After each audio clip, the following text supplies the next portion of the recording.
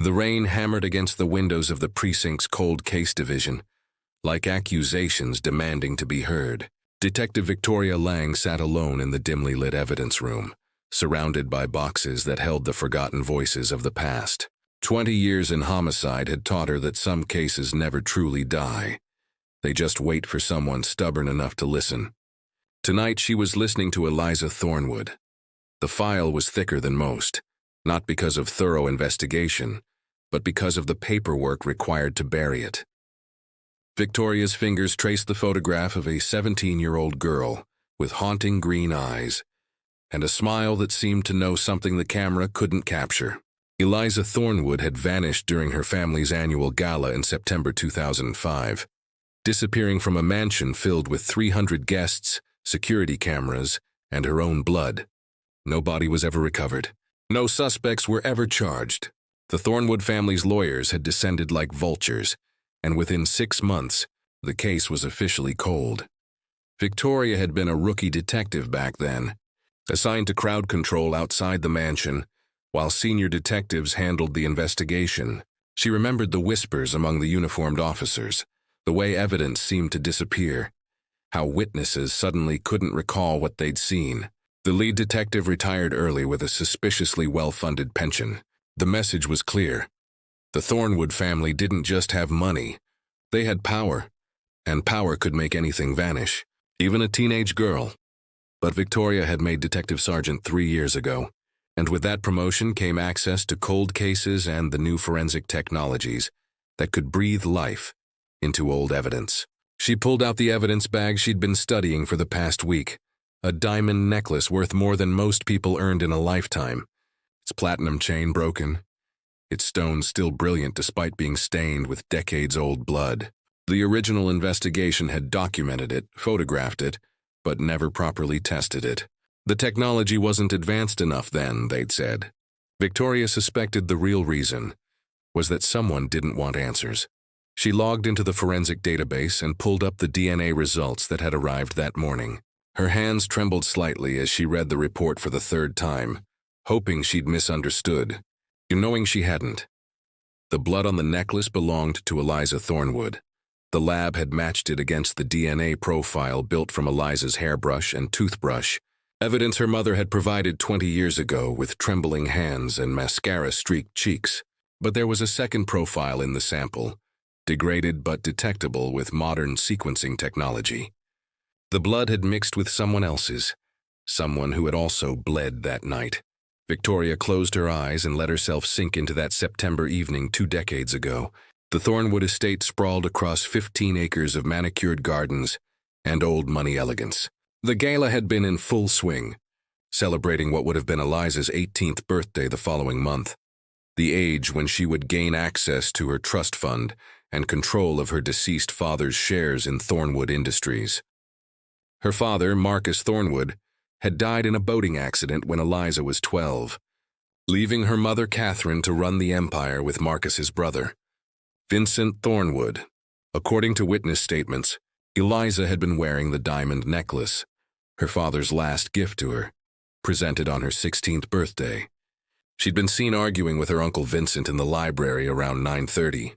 Multiple guests reported that the argument had been heated, though no one could hear the specific words through the closed doors. Vincent claimed they'd been discussing Eliza's plans for college, nothing more.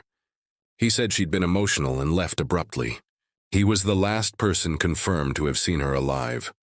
Security footage showed Eliza leaving the library at 9:42, her face pale, her hand clutching her necklace. She walked through the main hall, ignored several guests who tried to speak with her, and headed toward the east wing of the mansion. The cameras in the east wing had mysteriously malfunctioned that evening, a technical glitch that was never properly explained. At 10:15, a maid found blood in the second-floor corridor near Eliza's bedroom. Lots of blood. The necklace lay in the center of the crimson pool, its chain broken as if ripped from someone's neck. But Eliza was gone. The investigation that followed was a masterclass in obstruction. The Thornwood family's legal team arrived within an hour. Evidence collection was supervised and scrutinized. Witness statements were given in the presence of lawyers. The family offered a $10 million reward for information, held tearful press conferences, and appeared on national television begging for Eliza's return. Behind closed doors, they blocked subpoenas, intimidated potential witnesses, and made it clear that certain questions would not be tolerated. Victoria had spent the last month re-interviewing anyone willing to talk. Most of the original guests were dead, missing, or had conveniently forgotten that night, but she'd found Jennifer Hastings, who'd been a catering server at the gala, working her way through community college. Jennifer was a middle school teacher now, living in Oregon, far from the Thornwood family's reach. "I've waited 20 years for someone to ask me the right questions," Jennifer had said during their video call, her voice steady but her eyes carrying old fear. That girl knew something. "I saw her earlier in the evening, before the argument with her uncle. She was in the study, going through files in her father's old desk. She looked terrified of what she was reading, but also angry. Like the kind of angry that makes you dangerous because you finally understood something you can't unknow." Victoria had asked what Eliza might have found. Jennifer shook her head. "I don't know specifics, but I heard things while serving drinks that night. Thornwood Industries wasn't just a legitimate shipping company. There were whispers about containers that went uninspected, routes that didn't make business sense, unless you were moving something you didn't want authorities to find. And I overheard Vincent Thornwood on his phone in the garden around 8. He said something like, 'She's asking questions about the accounts. If Marcus told her anything before he died, we have a serious problem.' Marcus Thornwood's boating accident had always bothered Victoria. The official investigation ruled it an accident. He'd been drinking, the weather turned bad, he fell overboard. But Marcus had been an experienced sailor. The boat's safety equipment had been tampered with, and he'd told his lawyer a week before his death that he wanted to restructure his will and review certain company contracts. That lawyer died of a heart attack 3 days after Marcus's funeral. He was 42 years old with no history of heart disease. Victoria opened another evidence bag, this one containing Eliza's diary, recovered from her bedroom. The last entry was dated the day before she disappeared. The handwriting was agitated, pressing hard into the paper. "I found the ledgers. I found what Dad discovered. They killed him for trying to stop it, and now they know I know. Mom won't listen. She's either blind or complicit, I can't tell which anymore. Uncle Vincent smiled at me today like I was already dead. I have to get the evidence out, but I don't know who to trust. If something happens to me, it wasn't an accident. They will say I ran away or that I was troubled, but I'm neither. I'm my father's daughter, and I'm going to burn this empire down even if I have to do it from the grave." The next day, Eliza disappeared. The diary was found by investigators, read by police, and then somehow the pages Victoria needed most, the ones detailing what Eliza had discovered, were missing. The official report stated the diary had been incomplete when recovered. Victoria didn't believe that for a second. She pulled up the second DNA profile from the necklace, the unknown sample that had mixed with Eliza's blood. She ran it through every database available, criminal records, genealogy sites that partnered with law enforcement. Missing persons. Nothing. The person who bled with Eliza that night had never been arrested, never submitted DNA voluntarily, and wasn't in any system. But Victoria had another idea. She requested DNA samples from all living Thornwood family members, under the guise of eliminating them as potential sources of contamination evidence. Catherine Thornwood, Eliza's mother, had provided a sample willingly, her hand still shaking after all these years. Her hope that her daughter might be found never quite extinguished. Vincent Thornwood had refused initially, until Victoria made it clear that refusal would look suspicious in her report. He'd complied with barely concealed anger, his lawyers present for the simple cheek swab as if she were extracting a confession. The results came back yesterday. The second blood sample from the necklace was a familial match to Vincent Thornwood. Not Vincent himself, but someone closely related to him. Victoria cross-referenced family trees, birth records, and immigration documents. Vincent had a son, Richard, who'd been 25 at the time of Eliza's disappearance. Richard had been at the gala that night. He'd given a statement saying he'd been in the main ballroom all evening, corroborated by friends who were now successful businessmen, with every reason to maintain good relationships with the Thornwood family. Victoria pulled Richard Thornwood's file. He'd moved to Switzerland 2 months after Eliza disappeared, supposedly to oversee European operations for Thornwood Industries. He rarely returned to the States. His social media was sparse, his life seemingly quiet and successful. But Victoria noticed something in his medical records, obtained through a warrant that had taken her 3 weeks to secure. Richard had been treated for a severe laceration on his left forearm on September 15, 2005, the night of the gala. He told the emergency room doctor he'd cut himself on broken glass while cleaning up after the party. Victoria's phone buzzed. It was her partner, Detective Marcus Chen, texting from his own late-night work session. I traced the reward money. None of it was ever paid out because no credible tips were received. But get this, 3 people who called the tip line with information all died within 2 years. Car accident, suicide, overdose. I'm pulling those cases now. Victoria's pulse quickened. She texted back, Richard Thornwood bled at the scene. His DNA is on the necklace. He and Eliza fought. I think she discovered what the family was really doing, confronted them, and they tried to silence her permanently. Marcus responded immediately, if she's dead, where's the body? And why did they leave the necklace?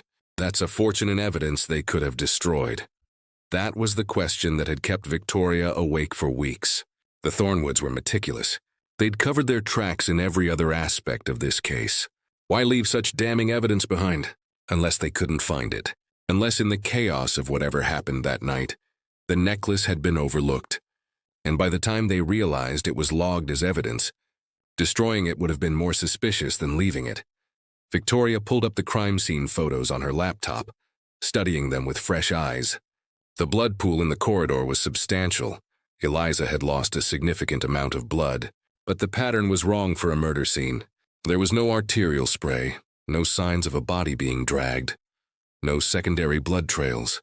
The blood was concentrated in one area, as if someone had stood there bleeding for several minutes. And there were footprints leading away, small footprints, size 6 women's shoes, stepping in the blood and walking toward the back stairs. Eliza's footprints. Walking away from her own crime scene. Victoria's mind raced through possibilities. What if Eliza had fought back? What if Richard attacked her, tried to kill her, but she'd managed to hurt him in the struggle and escape? The necklace ripping off in the fight, both of them bleeding, but Eliza strong enough, smart enough, determined enough to run. But run where? And how had a 17-year-old girl with a serious injury managed to evade a family with infinite resources for 20 years? She pulled up recent financial records she'd subpoenaed from Thornwood Industries, looking for patterns, anomalies, anything that might indicate someone was siphoning money or resources that could support a person in hiding. The company's books were clean, too clean. Victoria had reviewed enough corporate financial statements to know that legitimate businesses had inconsistencies, small errors, variation. These records looked scrubbed, but buried in a subsidiary company's auxiliary budget. Victoria found something interesting. A consulting firm called Meridian Strategic Solutions received a quarterly payment of $50,000 for the past 20 years. The firm was registered in the Cayman Islands. Victoria spent 6 hours tracing the ownership through shell companies and offshore accounts until she found a name, Eliza M. Thornwood. Victoria's breath caught. Eliza wasn't just alive. She'd been systematically bleeding her family's company for 2 decades, hiding in plain sight, using their own money to fund her survival. But why stay hidden? Why not come forward with whatever evidence she had? The answer came to Victoria in a rush of understanding that made her hands go cold. Eliza wasn't hiding from her family. She was building a case against them. A case that would take years to construct, that would require irrefutable evidence, that would need to be so airtight that even the Thornwood family's lawyers couldn't dismantle it. Eliza had spent 20 years gathering documents, recording conversations, tracking money trails, waiting for the right moment to strike. Victoria's phone rang, startling her in the quiet evidence room. It was an unknown number, but something made her answer. Detective Lang. The voice was female, educated with an undertone of steel that reminded Victoria of someone who'd survived something they shouldn't have. I believe you've been looking for me. Victoria's hand tightened on the phone. Eliza Thornwood? I was Eliza Thornwood. That girl died the night my family tried to kill me. But I've been watching your investigation, detective, and I think it's finally time to tell the truth. My uncle and cousin didn't just try to murder me. They murdered my father because he discovered they were using Thornwood Industries to traffic drugs, weapons, and people. They've killed 17 other people over the past 25 years to keep their operation running. I have proof of everything: bank records, shipping manifests, recordings, documentation of bribes to officials and law enforcement. I have it all. Victoria's heart pounded. Why wait 20 years? Why not come forward sooner? Eliza's laugh was bitter. Because I was 17, detective. I was bleeding and terrified and alone. Because even with evidence, who would believe a teenager over one of the wealthiest families in the country? Because I needed time to grow up, to understand the legal system, to gather evidence that even their army of lawyers couldn't tear apart. And because I wanted them to feel safe. I wanted them to think they'd won, that I was dead and gone. I wanted them to get comfortable with their crimes. Comfortable people make mistakes. The necklace, Victoria said, understanding dawning. You left it deliberately. I left it as insurance, Eliza confirmed. I knew DNA technology would advance. I knew someday a detective stubborn enough to look would find what I left behind. My blood and Richard's blood mixed together, proof that we fought. Proof that I didn't just disappear, I was attacked. The necklace was my insurance policy and my message. I was always planning to come back, detective. I just needed to wait for someone like you to start asking the right questions. Victoria leaned forward. Where are you now? Closer than you think. I've been back in the city for 3 months, watching, waiting. I needed to be sure you were the real thing, that you hadn't been bought like the others. I'm ready to come in, Detective Lang. I'm ready to testify.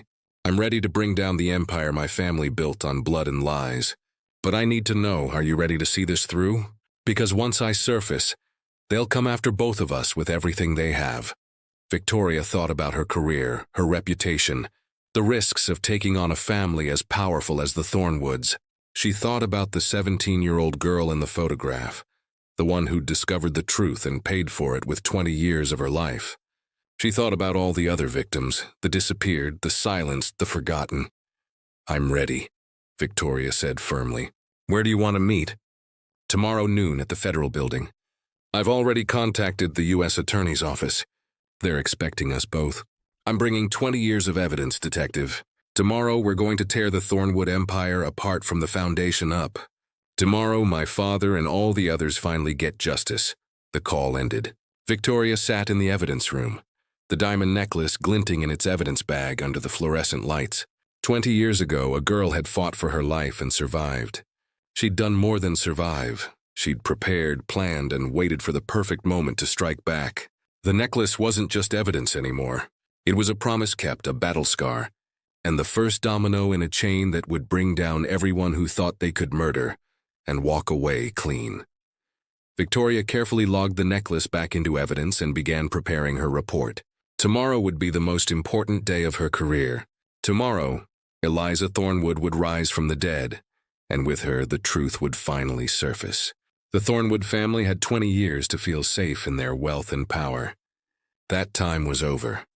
As Victoria left the precinct in the early morning hours, rain still falling on the city streets, she found herself thinking about justice and patience.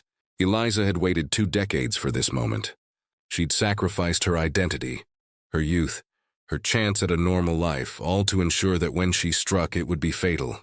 That kind of determination, that kind of calculated vengeance masked as justice, was both terrifying and admirable. Victoria wondered what Eliza looked like now, how those 20 years had changed the girl with the haunting green eyes. But she suspected that whatever Eliza had become in those years of exile and preparation, she was no longer a victim waiting to be saved. She was a survivor who'd transformed herself into the weapon that would destroy the people who'd tried to kill her.